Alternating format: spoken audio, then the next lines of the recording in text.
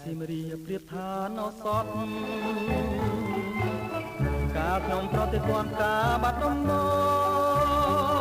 ងដល់ចិនគំរួញគួញគិនគេងផ្សងតែបាត់ដំបងបងស្មាចំបាឥឡូវបានយល់ចំពេស៊ីមរៀបក្រអូបជួតជ្រាបពោពេញអមរាទ្រូងបងបានស្បាយពីរឿងស្នេហានៅផ្កាចំបាឲ្យរៀមក្រៀមក្រមរយព្រួយរយនឹករយសែនទន្ទឹង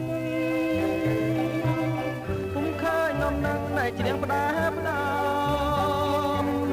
កន្លងក៏ទៅជាយូរខែឆ្នាំតាឲ្យទ្រាំចាំដេចទៅ